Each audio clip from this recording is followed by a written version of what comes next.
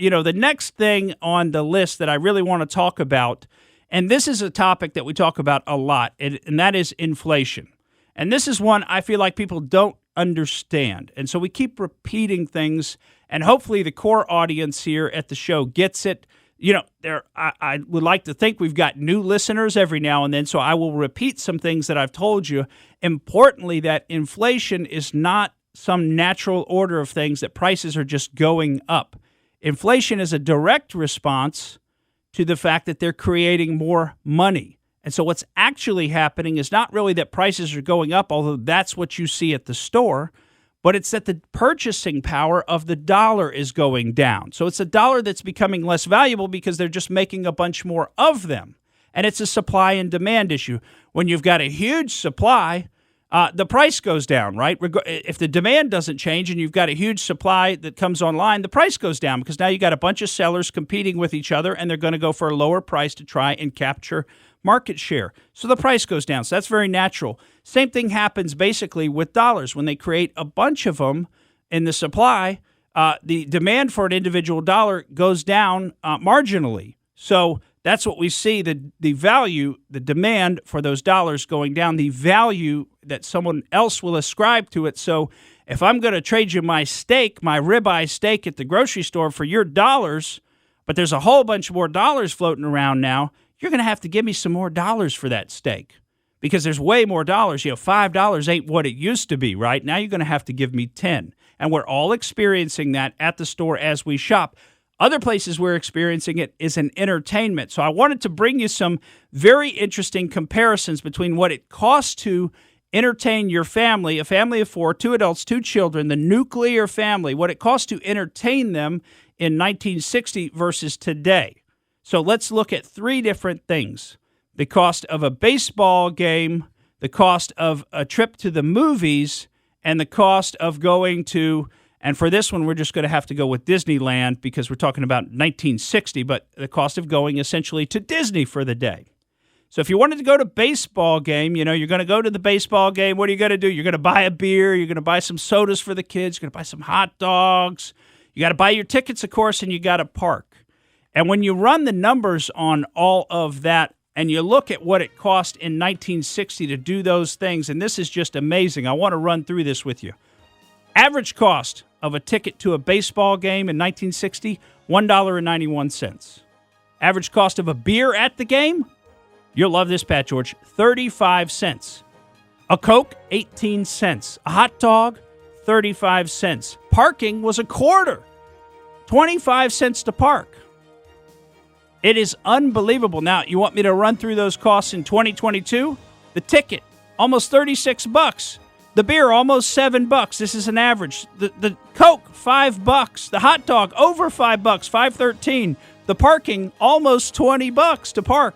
Total cost, over $200 to take your family to the ball game in 2022. The cost in 1960, $10.35. Folks, that's inflation. That's what it's doing to you.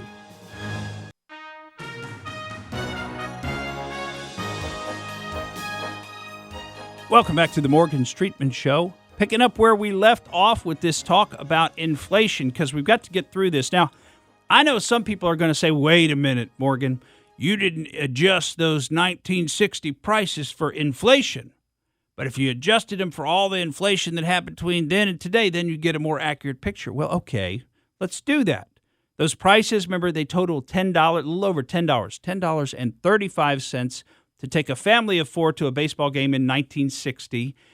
If we updated those based on just the published inflation numbers, we get to about $102 for that price. So that's the inflation-adjusted price. But the price that I told you about for the family of 4, remember, you got to buy 4 of everything. You got to buy 2 sodas, 2 beers, 4 tickets. That comes to over $200, $204. So that is inflating faster than even the published rate of inflation. And you see the same pattern in some of these other examples that we've got, like a trip to the movies. A trip to the movies for 4 people in 1960 would run you a whopping, with you're talking about a movie ticket, a soda, popcorn, and parking, and everything that you'd have to do potentially for the movie. Of course, parking is usually free, but all of that totals $3.76. And I should say candy. Candy. You have to include candy in there. So for 4 people, it's less than $1 a piece to go to the movies in 1960. You want, as many of you know, you want to take a family of 4 to the movies today, you got to take out a second mortgage. Real quick, I go to a lot of garage sales, and I remember I did lemonade stands. Yeah. And my lemonade for a cup was 5 cents. That's right. Try to buy that now at a garage sale. It's $1 at least. Oh, at least, Pat George. At least. You might be getting $5 for a lemonade now, a cup of lemonade. The kids, yeah, if you're accepting 5 cents, they ain't making any money, right? You can't even purchase the paper cup that you put the lemonade in for 5 cents anymore. But to take a family of 4 to the movies in 2022, buy those same things, the ticket, the soda, the popcorn, you're going to be spending almost $70 US. And we all know that. Those of us that have been back to the movies since COVID, we know that is the case. And again, that's moving much higher than the inflation-adjusted numbers from 1960, because the inflation-adjusted numbers would be about $35. So all right, let's go to the theme park. Double. Theme park, Disney, 1960, family of 4, 1 day to Disney. What do you think that cost? I would say it was like $22 a person. Okay, family of 4, less than $10 a person. Wow. About $9 a person to go to Disney for the day, with the tickets, with everything. That includes a one-night stay in one of their hotels. You know how much that was back in 1960? $18. $18 to stay in the hotel. I mean, you know what it is today? It's almost like $500. Yeah, you can't park for $18 at Disney today. Go to Disney today, family of 4, buy the tickets, buy 2 adults, 2 children's tickets, a night in a hotel, and the parking's over $1,000. And folks, those of you that have been to Disney World, you know that's true. Those hotels have really gotten expensive. I mean, that's the bulk of what has changed. And, of course, the inflation-adjusted numbers would be about $350. So you're looking at about a 10 times.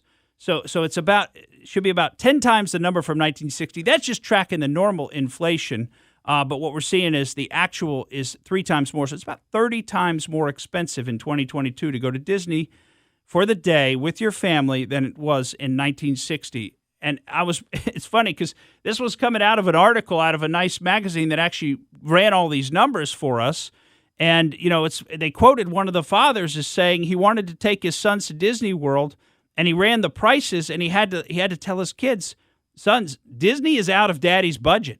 Like, we can't afford to go to Disney for a day. We can't spend $1,000 for 1 day of family entertainment. No, daddy just doesn't make enough to do that. And I know that is the situation for a lot of folks, particularly nowadays when you got to spend so much more on your food and your gasoline. I mean, who has the extra money for entertainment? Folks are feeling Don't forget about the airfare.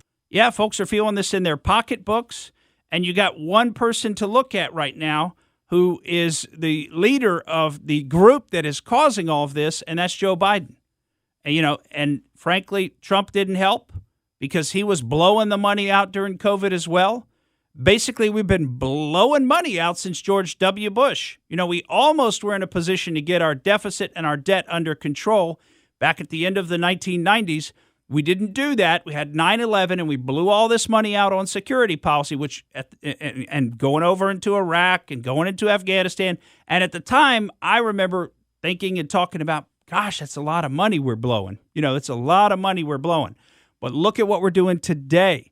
The amount that we have spent in Ukraine so far this year is more than we spent in our first 5 full years in Afghanistan. And that's shocking. It's shocking, the amount of money that we have created and injected into the money supply through all these government giveaways and subsidies and everything else in the last 2 years is more than all of the money that was created from the beginning of the Republic until the year 2004.